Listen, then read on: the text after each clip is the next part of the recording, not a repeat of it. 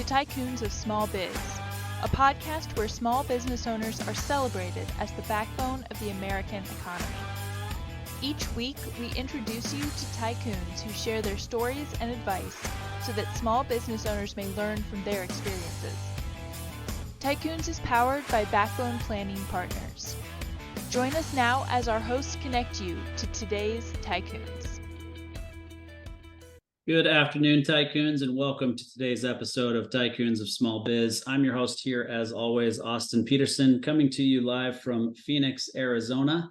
And if this is the first time you're listening, first of all, thank you for listening in. We hope you enjoy the content and we hope you enjoy the interview and get to know a little bit more about some of your fellow business owners. As a kind of just a notice for those listeners who listen on a regular basis, we're going to be making a small change to the programming.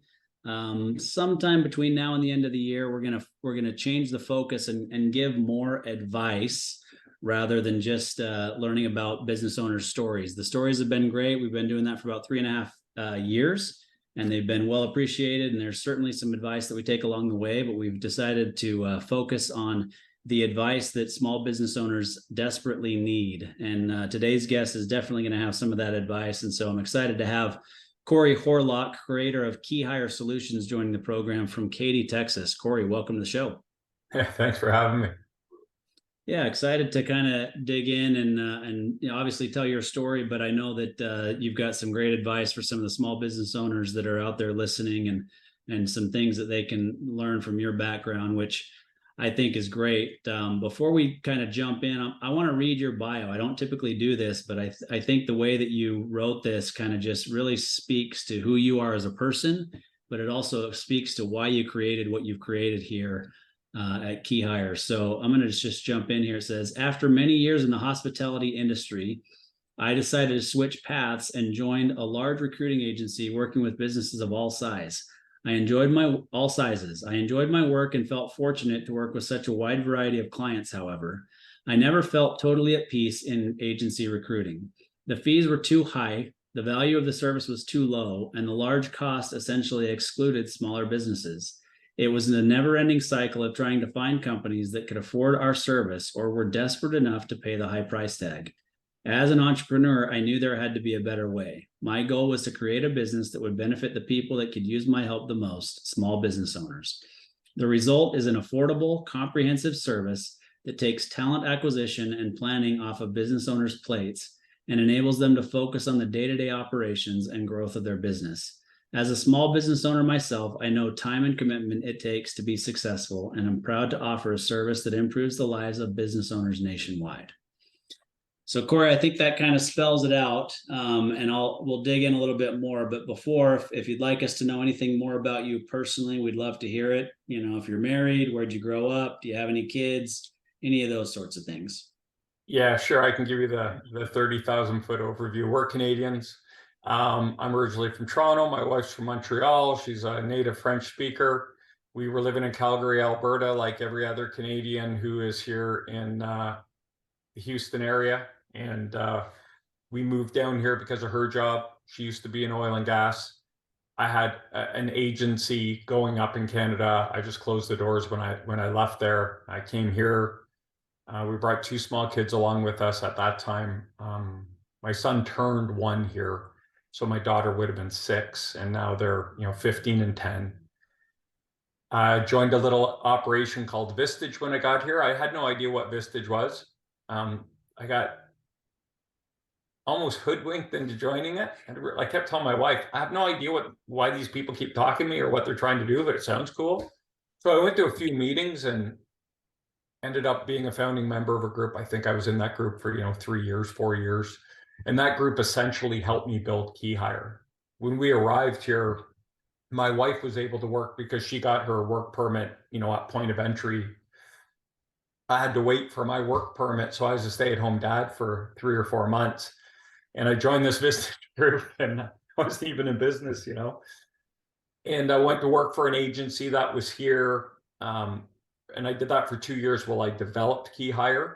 And then I launched KeyHire using really the power of Vistage. I had this concept, and went to my chair and said, do you have any business owners that would be open to trying it out and giving me feedback? So I took 3 business owners. I demoed my model on them for 3 months for free. All 3 of them said, yeah, we don't want what you're offering. Here's what you should be offering. So I changed my business model, and that was the birth of KeyHire. Yeah, I think that's great. So the power of Vistage, we've talked about that on the program over the years as well. I'm a founding member of my Vistage group, quite honestly. And so it's been a little over 4 years that I've been a member of this Vistage group here in Phoenix. And the other members of my group are invaluable. The advice that they give to me in the things that we do with the podcast, with our day-to-day, practice, everything that we do. And so I can't speak highly enough of what Vistage does for business owners. And I think that you were really able to take advantage of that power, because you had them from the get-go, your target audience, and they're telling you exactly what they wanted and needed from your organization. Yeah, it was a pretty cool experience. I mean, even the people in my TA group, they would reach out and say, how are you gonna make money on this deal? And I'd say, I don't know. And they say, okay, let's go for lunch. Let's talk about it. So I had a B2B CFO help me do how I bill.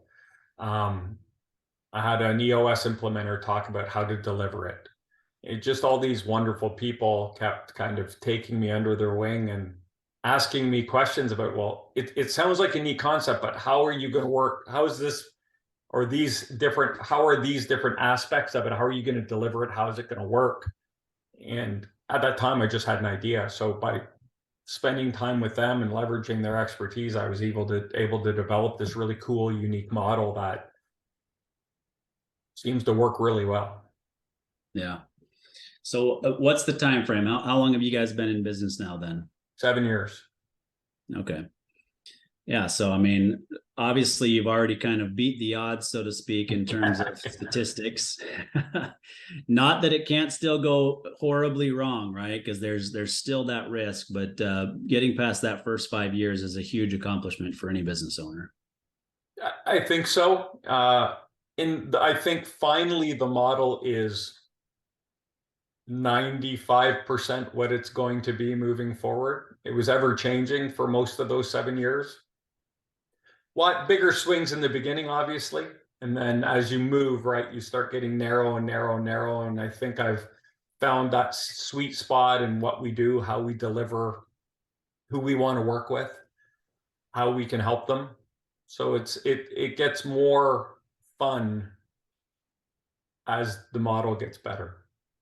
Yeah, that's great. So I before I get too far away, I have to ask, do you speak French as well? My wife will tell you I speak 3-year-old French. Okay. Are you guys raising your kids bilingual?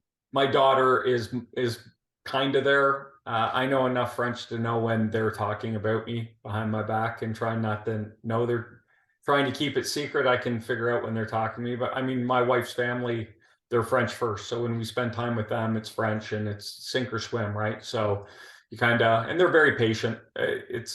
We never want to be embarrassed. And I've kicked that door in. I don't care. So I'll try to speak as much French with them as I can. It makes them happy when you just try, instead of forcing them, because they can all speak French and English. Yeah. So when we're with them, we try to do as much. My wife's and daughter are French, and then my son he doesn't have a lick of French in him, and I'm kind of somewhere between my son and my daughter. Gotcha. Yeah, it's interesting to me because I have a bachelor's degree in French. Actually, I lived in Belgium and France for 2 years. I speak it. I say that I speak it fluently, but I'm starting to realize that now I'm 25 years removed from living there, and it's not as good as I wish that it was. Yeah. But oddly enough, this past weekend we spent one day at Bryce Canyon, and we happened to stop in southern Utah. And we happened to stop in this little restaurant. It was like a buffet restaurant, and we sit down, and no lie, every single person around us is speaking French. And I was like, I have not experienced this in so long. We were in Paris a couple of summers ago, but in America, sitting down in a restaurant, everybody around. So there was a big tour bus, and it was just, they were all they were all French speakers and just sitting there around us speaking French the entire time, which was hilarious. So when my wife and I were dating or engaged, and we would go visit her parents in Quebec and Montreal, and we would go on these road trips, and her dad would always, whenever we needed something, he would make me go in and ask. So all the French speakers would sit in the car and they send the Anglophone in there to, get directions or ask for something or, so that was kind of fun, but. yeah, very cool. All right. Well, let's jump into kind of the meat of why we're here and what it is that you guys do at KeyHire. So just kind of give me the 30-foot view of what you guys do, and then we'll kind of jump into some of the things that you've seen over the years. Yeah. So we fit in between a business. So our target people, the businesses we work with primarily are $5 million to $25 million in revenue. So they're privately held, usually single owner, maybe looking to hand it off, generational, second generation owner. And they're usually banging up against something. And we fit in between the owner or the people in the business trying to do their own hiring and hiring someone on your staff to be your recruiter or take care of your talent and do your talent strategy, your org design, all of that. So we fit in between there in terms of working fractionally. We become your fractional talent department, and we'll work.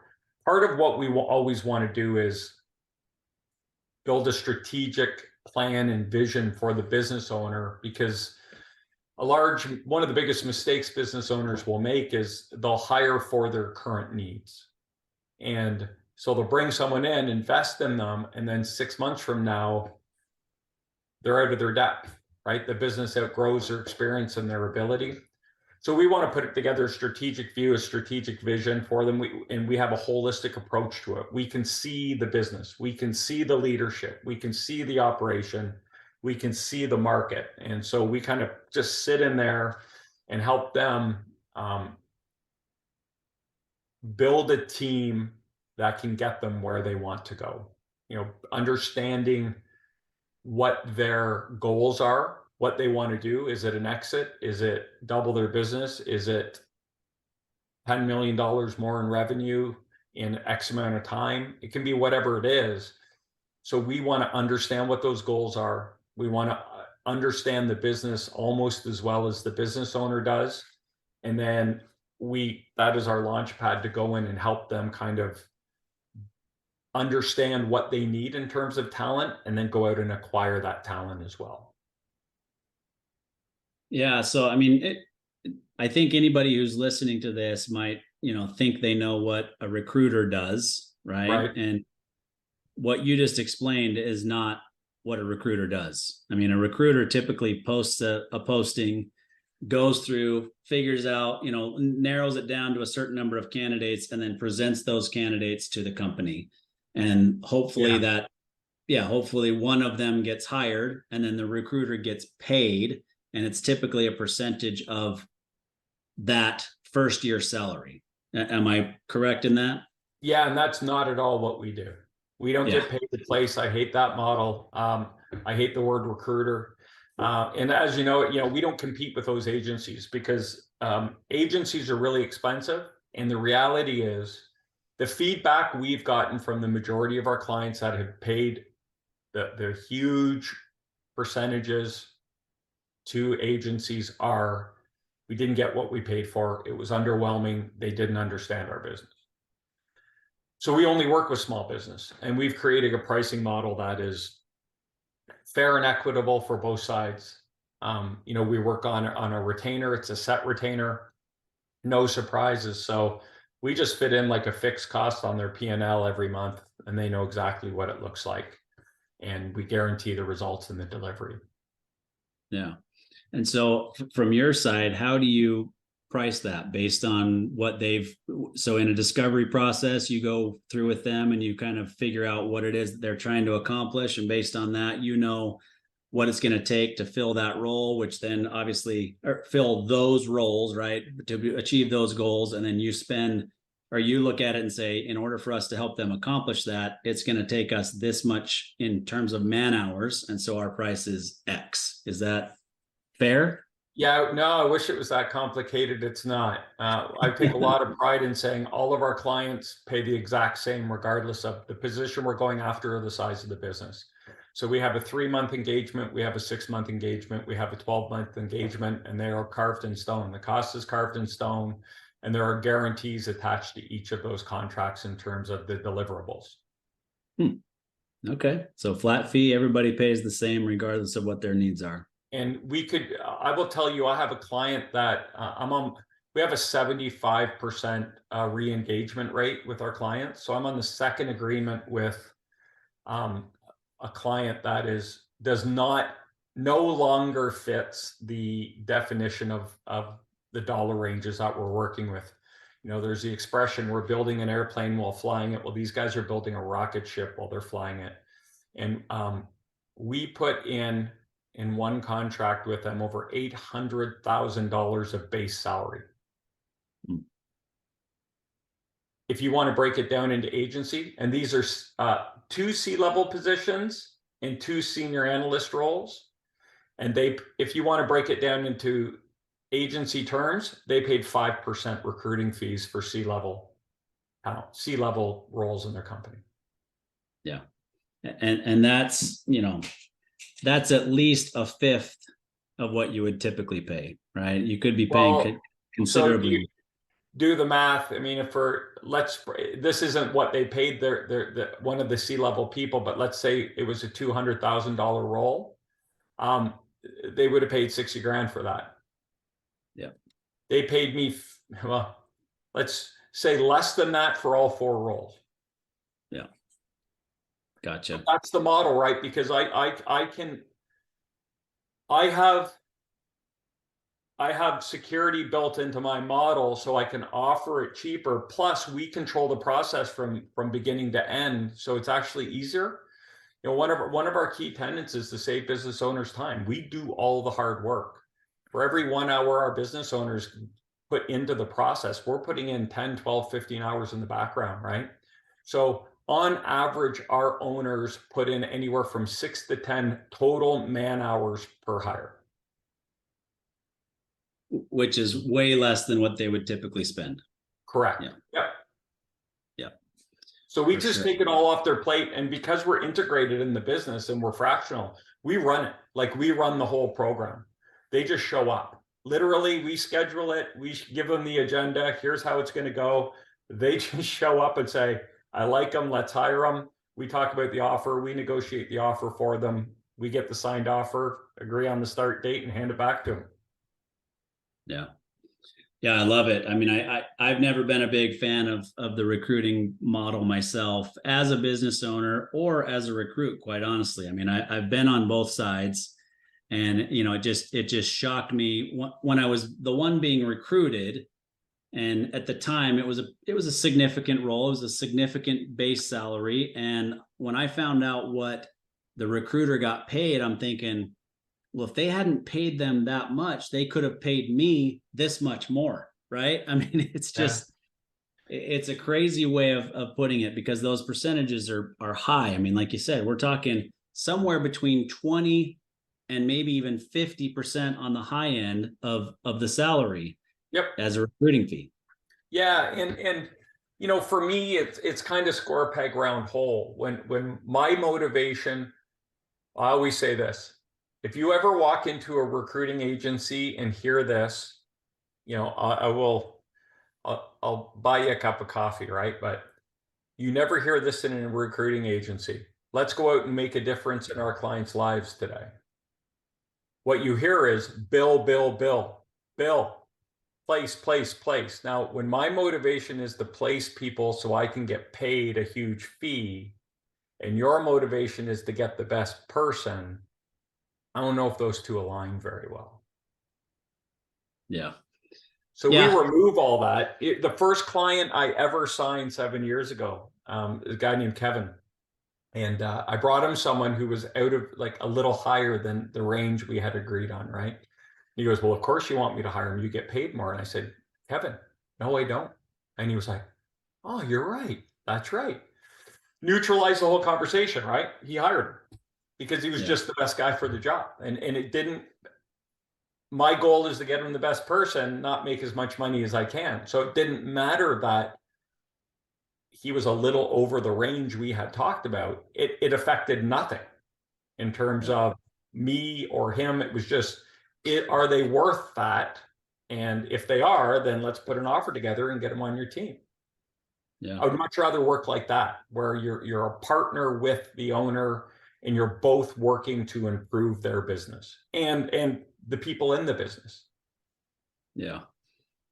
Okay. So 7 years you've been doing this. You've watched who knows how many, organizations grow from where they were when you started to where they are now, et cetera, et cetera. So what have you seen as the biggest challenges that small business owners faced? And 7 years ago was pre-pandemic, so there may be a pre-pandemic answer, there may be a post-pandemic answer, and there may be an answer during the pandemic. But what's the biggest challenges you see in terms of small business ownership? Mindset.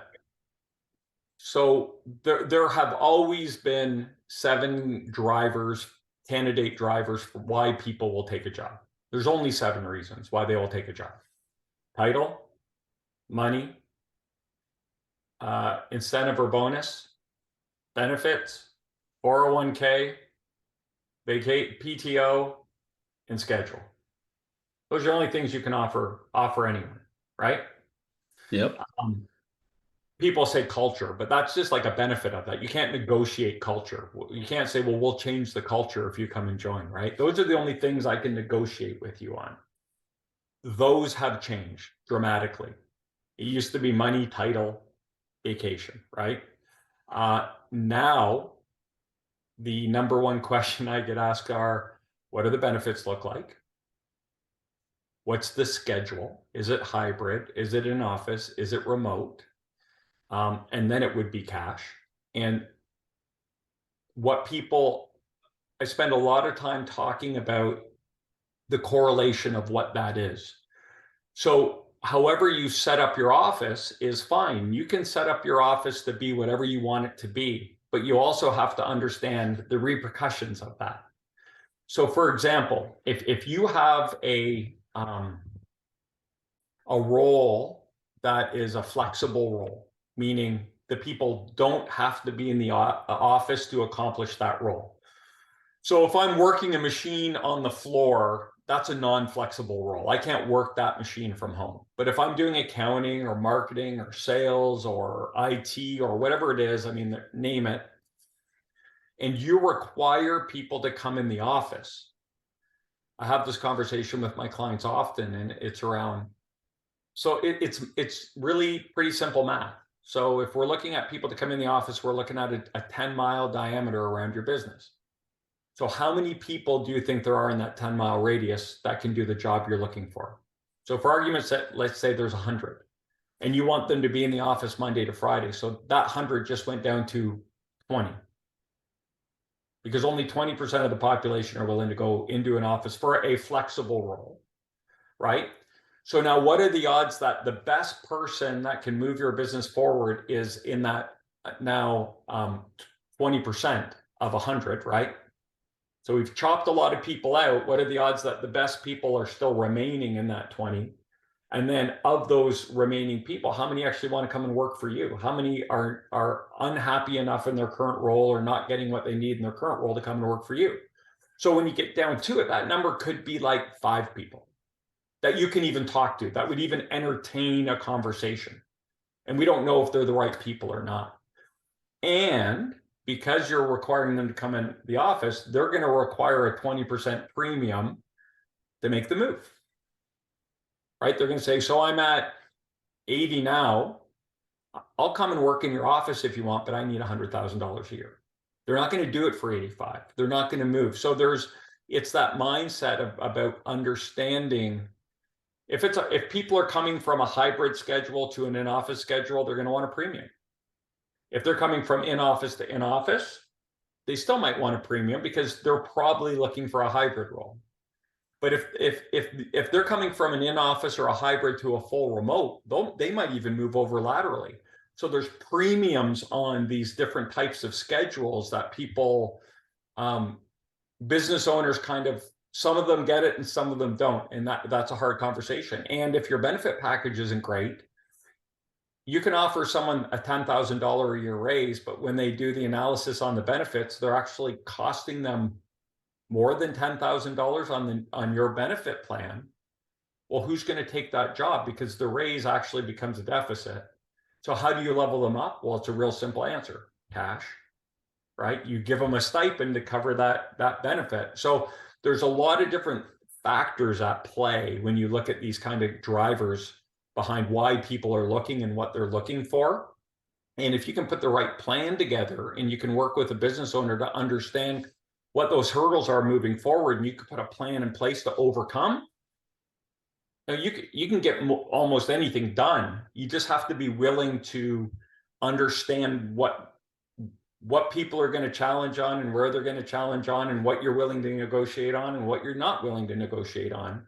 We'll get there, but you just have to be open to understanding that the market has changed around a lot of the jobs out there. Yeah, no, I agree with you. There's plenty of roles where being in office is not required. So our staff members, we've got one that likes to go into the office every single day. Part of that is just being able to be focused a little bit better. She's got young children and, those sorts of things. And so being able to be in the office is beneficial to her. We find it beneficial to us. And then the other one is completely, fully remote, only comes in for certain meetings that we have. And typically that's a fly-in to our other office that's in a completely other city and other state, right? And you brought up a good thing about flexibility too, because, I'm going through that right now with a candidate who's like, my current job is I can't leave 1 minute before 5. And when I get out, I'm in full-blown traffic. And so if I could have some flexibility to start earlier and leave earlier, that'd be great. And my business owner's like, I don't have a problem with that. But that is a negotiating tool. That's a driver, right? That goes into that schedule category. And if you were rigid and said, well, no, we have the same hours, well, what's the motivation for them to change at that point? If what they're looking for is that, man, if I could get an hour back a day, not sitting in my car and playing with my kids and having dinner with my family, how much is that worth? And can you offer that to them and say, you know what, we think you're going to be such a great employee and have such an impact on our business that we're willing to work with you on that. And we're just going to watch and trust that you get your job done, but we're not worried about it. And if problems come up, we'll deal with them. But the world has changed in terms of what people are requiring from their work. And maybe the mistake we make is we assume everyone wants the same thing, but it really is a negotiation with individuals and saying, hey, what are you looking for? And if we can figure out what that is and work with them and work with the business owner, kind of meet in the middle and make everyone happy. Person A and person B one might be single, one might have a family, one might want to be in the office, one might not be. And if they're applying for the same job, their motivations and those drivers are going to be different. So let's figure out what those are. And if they're the right person for our business, we got to be able to find a way to make it work. Yeah. So from a business owner standpoint, how do you get them over that hump, right? And I'll give you kind of a concrete example. So sure. Sales, I think most business owners look at salespeople and say, if they hit their number, I don't care, right? Yep. If they don't need to be in the office, I don't care. But that's a measurement that I can see. I know they're hitting their number and I'm fine paying them. But somebody who's in an administrative role or bookkeeping or, doing any of these sorts of things. So I'll give you a kind of a humorous, version, because the person who's helping us run this podcast right now works for me in an administrative role, right? Yeah. And I happen to know that she loves to play video games. So how do I, as a business owner, how do you tell some other business owner that sits there and has these visions of that administrative person playing video games until an alert comes in on their phone that says, I need this done. Right. So that's the humorous example. But there are plenty of business owners that I've had conversations with who believe that if they're just going to be fully remote, I don't know that they're working at all. So how do you get them over that? I talk a lot about end result management. If they get it done, if everything's getting done on time and the quality of work that you want is there, does it matter if they're playing video games? It's fair. Yeah. I mean, as long as they're achieving what you want them to achieve. But I guess from a business owner, so being a business owner, I guess my pushback to that would be, okay, so it's up to me to give the tasks all of the time. And then if those are completed, that's fine. But where does the proactive nature of the job come into play? Yeah, and I get that too, right? And that's, I mean, my answer, it was pretty short, but yeah, they have their duties that they need to accomplish on a daily basis, right? There are things that you don't need to delegate to them that they know need to be done. So that's what I say. Like if things are getting done and balls aren't being dropped and the quality of work is high and deadlines are being met and they're being an actively participating and being a valuable and good employee in your business. If they do the work at 2 a.m. or they do it at 7 a.m, if the deadline is 5 the next day, does it matter? Yeah, no, and I agree with that. I've just heard it over and over. This whole shift with the pandemic, Yeah. a lot of business owners, way better than I do, but a lot of business owners are really, really struggling with this shift. Yeah. And they feel like their employees are using it as an excuse to work less and to do less for the organization. And that's happening. I'm not saying it's not, right. So in that case, if balls are being dropped and deadlines are not being met, then it's a performance issue. Whether they were in office or they're remote, that's still a performance issue. Yeah. Yeah, there's definitely not a perfect response yet, but I do believe that this is a long-term shift. We're not going back to where we were before. Agreed. I think we'll find somewhere in the middle. But some roles, especially marketing and things like that, like those are just going to be, these are artsy people and they want to work in their laptop in the back of their van by the beach between catching waves and hanging out and doing all that stuff. And that's why they got into, that's why people are choosing these professions, so they can work remotely. And just to kind of add on to the thought about, if you want someone in your office, and you're really targeting 20% of those 100 people. Now, if you move to a hybrid schedule, now you can expand that radius. And let's say we're up to 200 people, but of those 200 people, 60% of those, so we just went from 20 people to 120 people we can draw from, right, on that hybrid schedule. Because 40% for these flexible roles, 40% of the population want to work remote. So even if you just went to a hybrid schedule, people will drive a little further if they only have to do it a few days a week. But now we've gone from 20 out of 100 to 120 out of 200. More people to draw from, more people to speak to, better probability of getting a higher caliber person, right? Then if you go full remote, but say, well, I want them, I'll use Houston because I'm in Houston. I don't care if they're remote as long as they're in Houston. So if we need to get them in for a meeting once a month or twice a month, and we need to brainstorm with them face to face, and they're willing to do that. Well, now we've opened that up to 100% of thousands of people. And now we just have a bigger pool to draw from and interview from, and a greater probability of getting a difference maker and someone who's the best person for the job. So it's kind of the way it breaks down and the way I really do think about it. Now, if you don't want people to work remote, that's okay. Just understand we have a way tighter target to deal with in terms of, and we got to get it right. We got to make sure we always have to make sure we get it right. But when it comes into, making sure people are in office, we can't mess around, because we can't afford to screw up and have someone say, I'm not, you guys blew it, I'm not interested, right? It's really important that you just keep them in motion and keep those conversations going and keep it a super positive attitude, experience for them. Because you don't want them, you finally, sink a hook into one of them and then you blow it because you put them through a bad process, or you give them the wrong impression, or you don't get back to them for 3 days and they think that, oh, well, they must have hired someone else.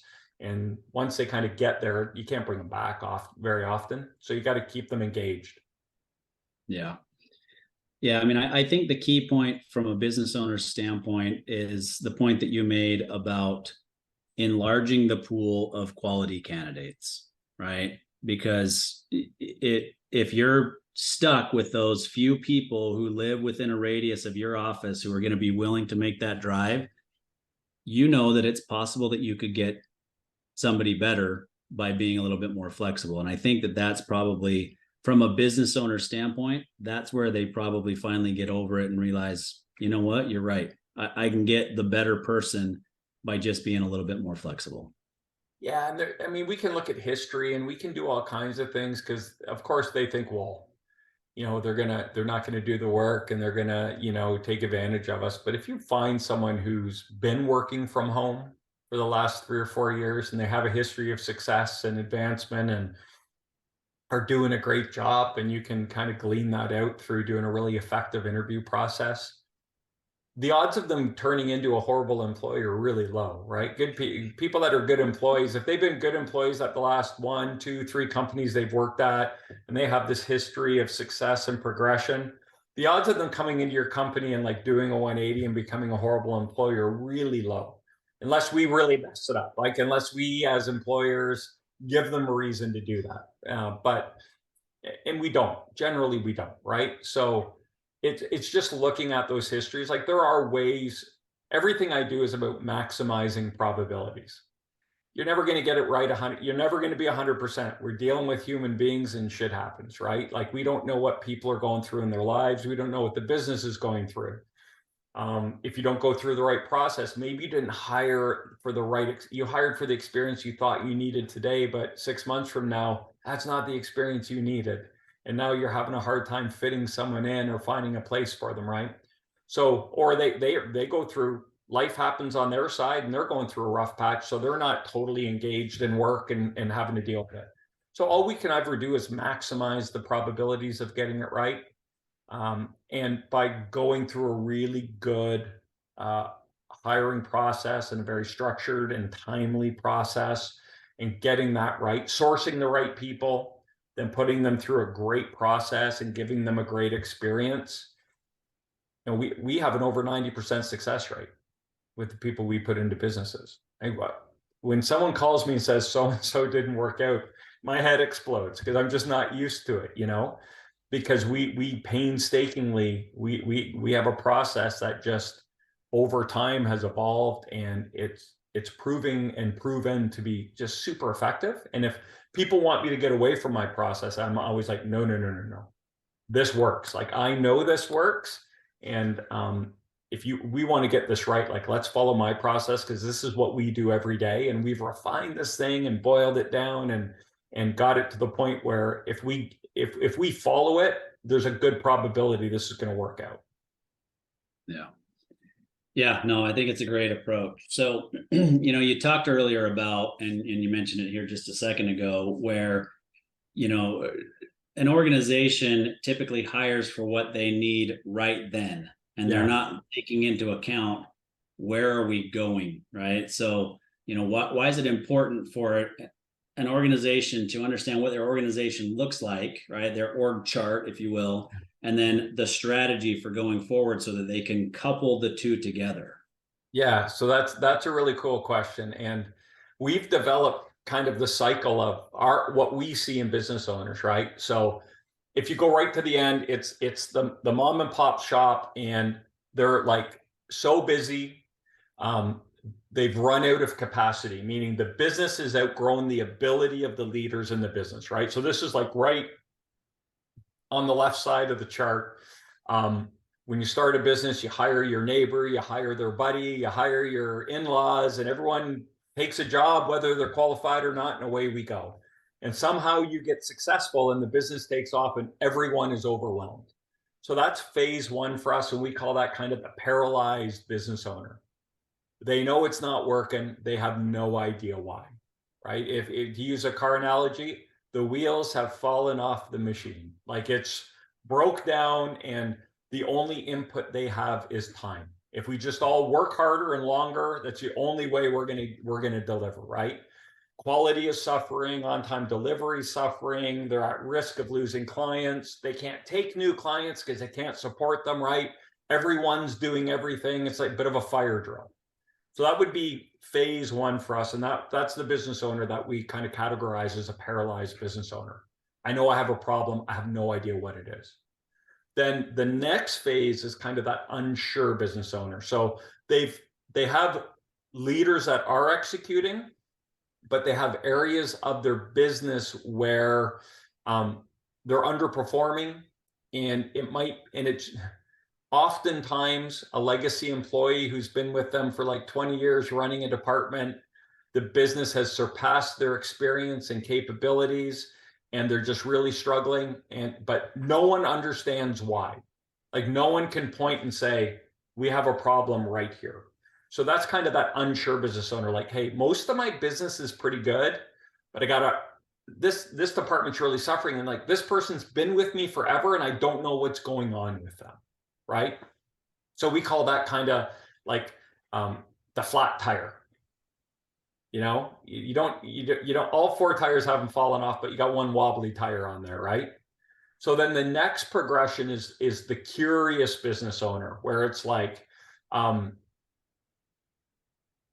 business is going great, but I have a leader who's really struggling, and I think that there's a problem there, and I know I need to address it, but I really don't know how to address it, but I know where the problem is, right?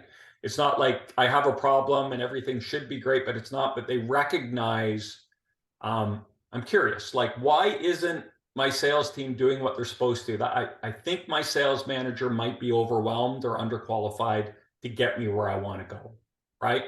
And so these are guys that are just like, they want to replace a tire on their car. And then the next phase we get into is the growing business. So these guys are getting super sophisticated, right? They're like, okay, these are the guys that call me and say, Corey, my ops guy isn't cutting it. I need to upgrade him. And they're fully aware of what they're doing, right? But they might still not understand what they need in the future, but they're in growth, they're understanding, right? The curious manager is the guy with the org chart. Like, why do I need to hire for more experience? How is that going to change my organizational chart, the reporting structure, the span of control, how we communicate, all that stuff? But the growing manager probably understands that a little more. And they're like, here's the problem. We need to upgrade this. And then that would be a conversation. If it was ops, we would be talking about, does your current guy have lean management? No, he doesn't. Okay, we should get someone with some lean training. Absolutely.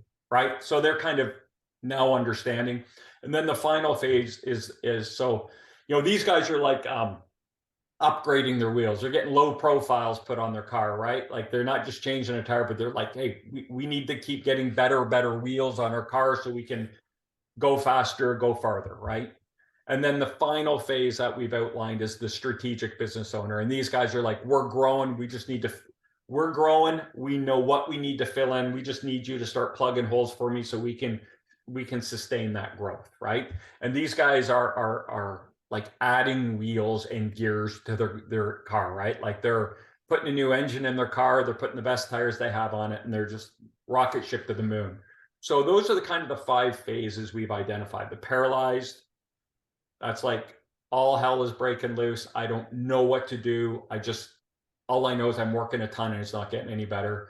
Then we have the unsure business owner. It's like, man, I have a problem here, but I don't know what's going on.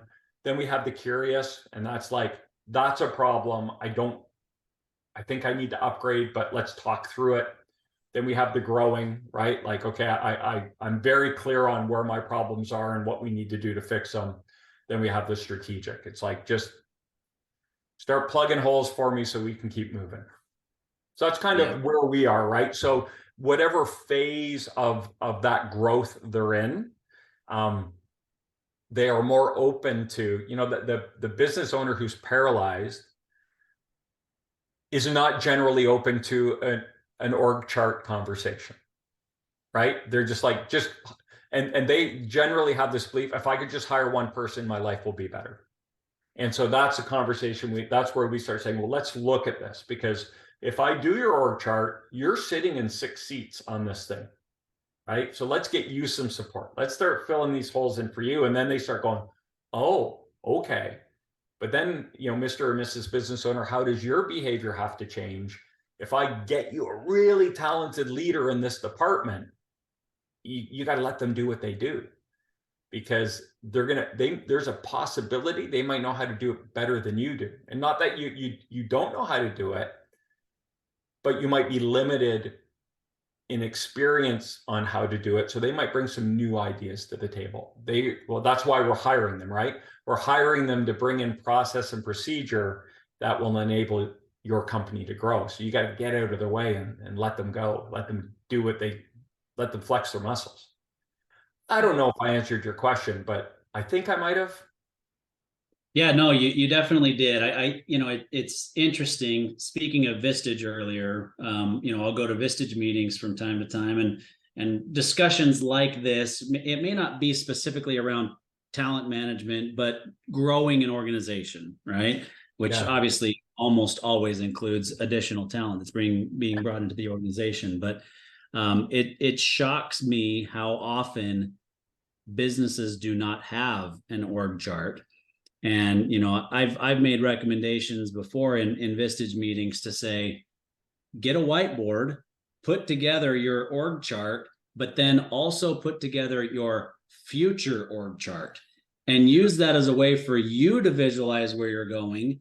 But also you may have some really talented people in your organization that need to know where you're going, where the organization is going, so that they can start to see where they fit into the future org chart. Yeah. I mean, the other side of that is, it helps you understand the progressions. Instead of just hiring to fill holes, part of what we do that. We do your current org chart, and then based on your goals, your future org chart, what it needs to look like to achieve that goal. And then we'll make recommendations in terms of sequencing. This is the first role we need to bring in. And then we'll do this one, and then we'll do this one, and here's why we're going to do that. And it's super important to understand, if I have an organization of 20 people, 30 people, 40 people, we're going to bring in 4 key leaders. That's 10% of the culture, right? That we're going to drop in there. And if we drop 4 people in there at the same time, that's going to have an impact on the business, and probably not a positive impact. It's going to be too much. It's going to rattle the cage.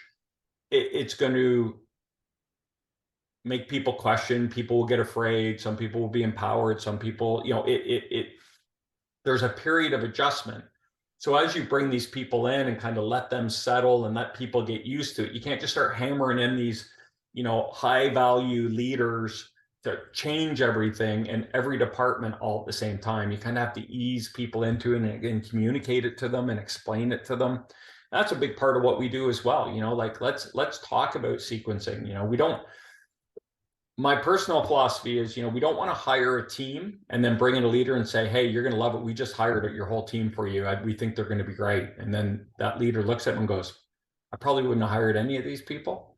Right. So my advice to business owners is always like, let's hire leaders and let them build their own team, because they can complement their strengths and weaknesses with these people, and they can look for their own specific things.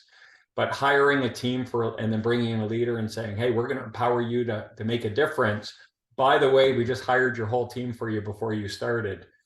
I don't know if that sends the right message all the time, Yeah, for sure. There's definitely a balance. And what I'm hearing from you that I love as a business owner, and anybody listening should love as well, is that it's not just about filling a hole. It's what is the overall strategy, and how do we make these people that we definitely need fulfill that strategy? How do we bring them in to fulfill that overall strategy for the organization? Yeah, like 60 to 65% of the work we do is developing and then acquiring the talent to fill new roles in businesses. Yeah. Like I've worked in companies where every role we've put in there has been has never existed in that company before. And you go and you get these like really capable people. And then after the owners understand and let go and trust, they're just like, wow, what a difference. And because they're so busy, and man, I never want to paint a business owner in a bad light, because they work their tails off, and they're putting food on the table for a lot of families, and I take that seriously. And I know a lot of, like, when you talk to business owners, a lot of them are like, hey, I have a big responsibility here. I got to keep the lights on because a lot of people are depending on me. And I get it. But when you're in the trenches and you're doing battle 12, 14, 16 hours a day, you miss stuff, right? And you don't have a chance to develop yourself. And there are just people out there who are ready to have influence and impact on a small business. That's really what I look for a lot, is people that come from the big, what I truly specialize is bringing big corporate talent into small family business, right? Because these big corporate talent people, and I say big corporate, but larger companies, we always look for those people who are like, man, I have so many ideas, and every time I run them up the chain here, they just kind of say, nah, we're not going to do that. And I really think I can have impact. And they really are feeling like, I want to see if I'm as good as I think I am. And by pairing them up with these business owners who are just craving these kind of people and turning them loose, it's a win-win, because they're so fulfilled now, because they're like into this.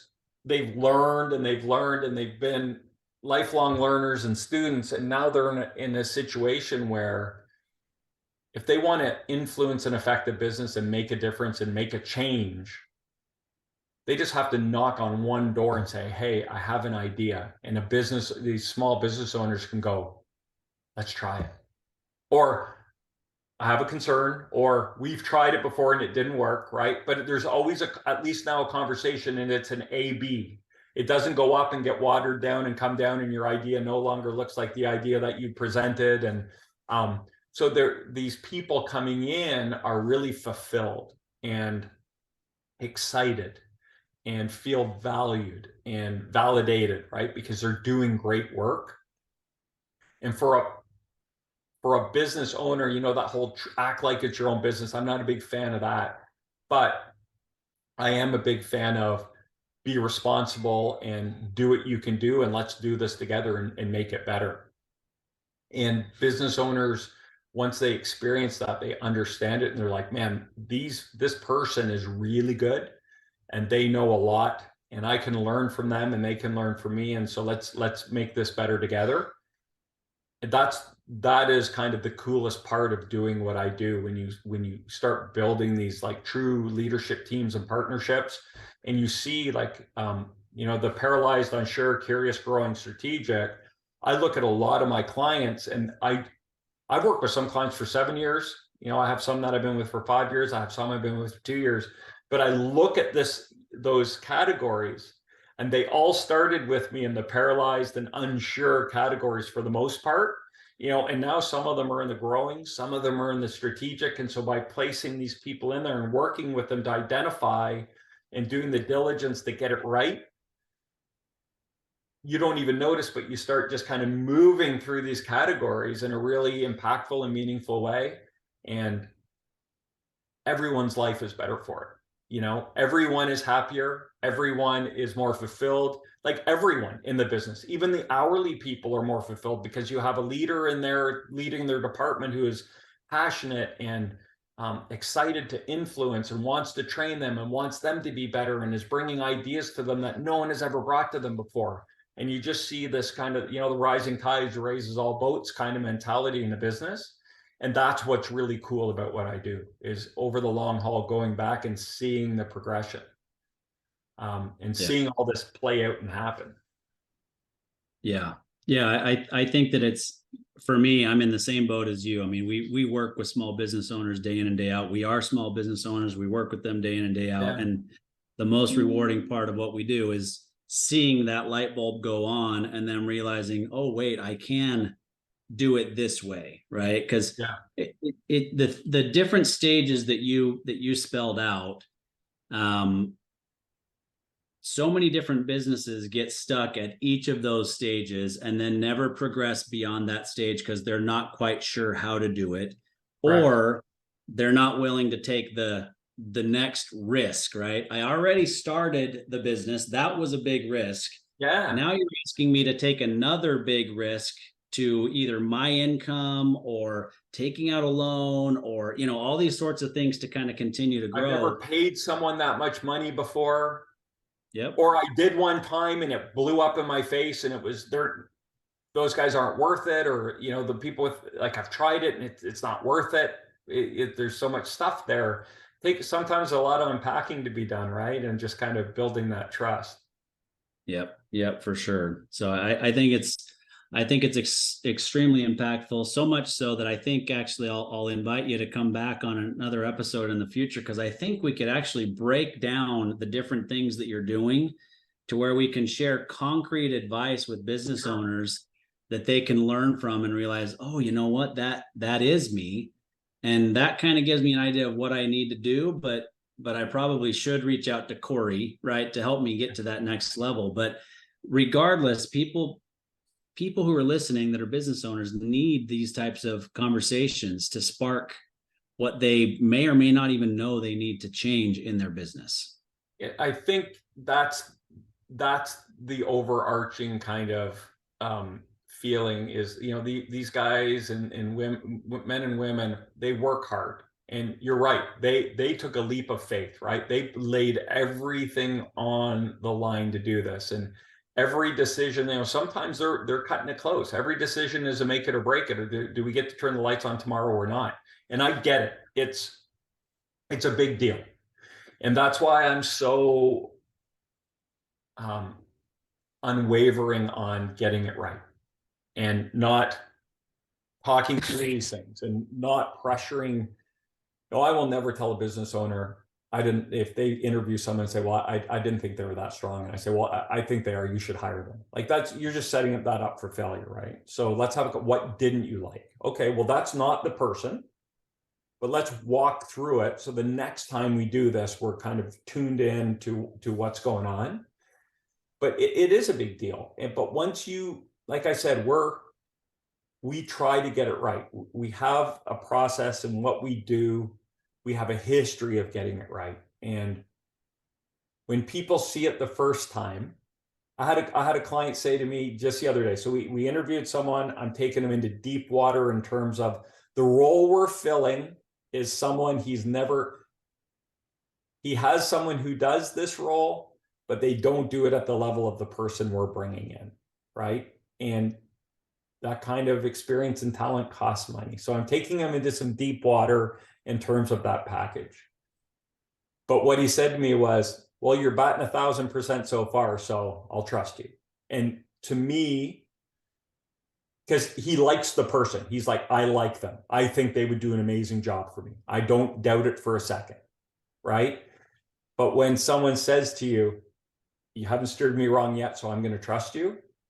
That to me is like, okay, now we're partners. Now we're working together on this. Now we are, we've gotten to a point where we can have great conversations. I'm going to listen to what you have to say. Hopefully you're going to listen to what I have to say. And we can really, really do some super cool stuff with inside your business with people and talent and experience and growth and just awesome stuff. That's when it's cool. That's when it's fun. When you get a business owner who gets excited about, oh, I see what we're doing here. And it's got to be great for them when they can go home and have a dinner with the family and go to bed and not worry about, oh, I have so much work to do tomorrow. And they go, oh, no, I don't. I have so-and-so to take care of that. So I can scratch that off my list, right? That habit of I've always had to do this. Oh, I can just take that off my list now, right? And you see them just start to decompress, and then they can get back to being strategic and thinking about growing their business and doing cool stuff in their business or acquiring stuff or going out and getting more orders because they were afraid to get more orders because they didn't think they could fulfill them, or developing new, I have clients that are like, now developing new technologies and ways to grow their business. And those are awesome conversations to have with the business owner when they're like, hey, I need to talk to you because since we last talked, we've done all this cool stuff. And I might need you to help me kind of execute on that. And I'm like, heck yeah, that's of course. Right. Yeah. So that's the progression. That's where we want to get them because that's what they deserve. You know, they work their asses off and they take a lot of chances and they carry a lot of responsibility for other people. And those are the business owners I love working with, the ones that really understand, like, we just need to we're not just building a business, we're enriching lives, we're enriching the lives of our leaders, our employees, our community. Like, everyone's going to be better if we can be better. That's a really cool place to be and work. When you're working with a business owner and you kind of are sharing that common goal, that's a cool place to be. Yeah. Well, there's a lot of other directions we could have gone. We're out of time. I like to talk, man. Sorry. Yeah. No, I think it's great. I think anybody who's listening will have picked up some important information here, and I mean it. I think that there would be probably a shorter episode that we could do in a series where we can do shorter, probably a 5 or 6 part series where we do shorter episodes where you break down each of those phases and you explain, this is somebody that's in that phase and this is what they're experiencing. Yeah. And here's what they need to do to get out of that. And we could do that with each phase that you just went through. And I think it'd be very impactful for business owners. Well, I will give you, as if business owners that are listening, when they hire, here's a shift in mindset that will help. I often say to people, and I'm just going to make up numbers, we are not hiring you to run our $10 million operation. We are hiring you to run a $30 million operation currently doing 10. And if you go into your hiring with that mindset, you will look at people very differently. You'll ask very different questions. You'll screen a lot of people out that you thought, man, they're great, but might learn really quickly. Yeah, they're great for business today, but what do we do in 6 months if we hit our growth goals? They might be tapped out. And it doesn't mean they're bad candidates, bad people, bad employees. It just means without having the right mentorship or plan in place to develop these people, it's going to be hard. And some people can adapt and grow. Right? You know, everyone peters out. You know, the old it petered out, right? The Peter principle. Like, everyone's going to Peter principle out at one point or another. But I would rather stack the deck in my favor to have it be later than sooner, you know? And by going in with that philosophy and structuring the way you talk to people about growth, how have you helped businesses grow? What have your experiences been? What were your mistakes? What would you do differently? If you're talking to someone in operations, that interview, you should be walking through your operation and pointing stuff out. So what would you do over there? Oh, it looks pretty good to me. Okay. So, you know what I mean? Or they say, oh no, you got a safety issue here. What I would do is put some lines on the floor and we need to make sure I just saw your forklift come around the corner. He didn't honk. The guy wasn't wearing a seatbelt. He wasn't wearing a hard helmet. Like, we got to get some safety stuff in here. Like, you know, I put an ops director into one of my clients one time and I talked to him and like 3 weeks later, I said, how's everything going? He said, I think he's focused on the wrong stuff. And I said, what do you mean? He said, all he's talking about is safety and like reorganizing the warehouse. And I said, nope, he's talking about exactly the right stuff. Because without putting safety in place and safety programs in place and making sure the right things are in the right warehouse, if you have a lost time accident or worse, loss of life accident, your business might not be here tomorrow. So he's absolutely doing the right things. And for them, that was a big aha. It's like, oh, we thought he would just kind of come in and like start working on ops stuff. And I was like, that kind of is ops stuff. And he's got a bigger understanding of, he's improving the health of your business by doing this stuff. Don't worry, he'll get to the stuff you think he should be doing, but let him work through it. You know, and now he's there. He's been there for like 5 years and they love him. So it's just kind of those educational conversations about how things change as you progress and get bigger and what becomes important and where the focus should be. And when the focus is just like, man, just put the fire out and get it out the door, to let's paint lines on the warehouse, let's barcode everything, let's lean out this facility, let's move our shipping and receiving, let's build out a safety program, let's have standing meetings. Like, those are huge progressions in a business, right? And once you start seeing that stuff happen, you're like, oh wow, this is real. Like, they're really moving along. You know, they're moving in the right direction. Yeah, I mean, it sounds to me like he came in to do the things, putting in place the things that were needed to take it from that, to use your analogy earlier, from the 10 to the $30 million organization, right? So the business owner wanted him to put the roof on the house or to build the walls, and he was strengthening the foundation to be able to handle the walls and the roof. You got it. That's exactly what it was. And he was doing the exact right stuff, you know? And it all worked out, but sometimes, like, we just don't know what we don't know. And when you get these people that come in, and we just got to kind of take a step back, and because I've seen it, you still get surprised, right? But when you see really good, passionate people who are good at what they do, building partnerships with these business owners, like to improve their businesses, it's just fun to watch. And you're so happy for the business owners, because, you know, most of these business owners are just super proud, hardworking people who had an idea. Like I always say, like, you didn't start your engineering company because you love to hire people. You started your engineering company because you're a tech geek and you love to build cool stuff, right?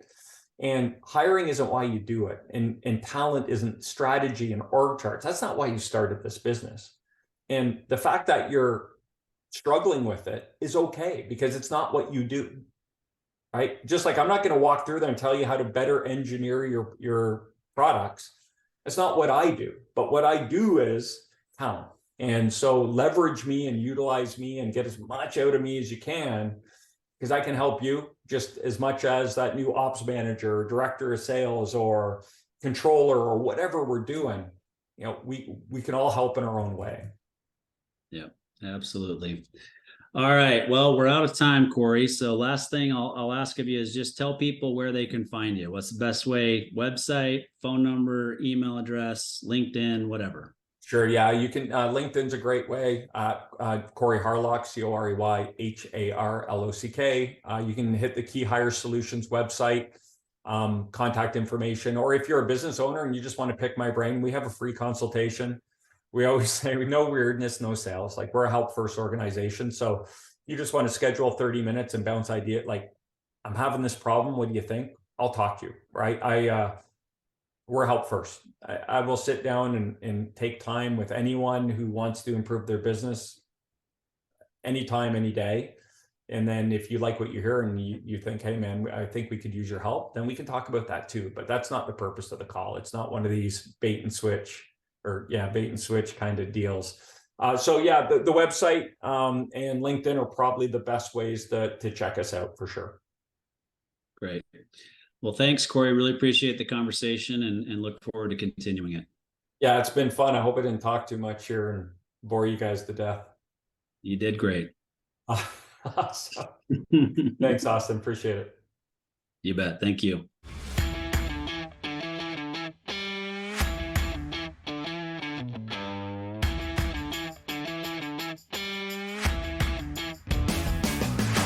You've been listening to Tycoons of Small Biz, a podcast for small business owners by small business owners.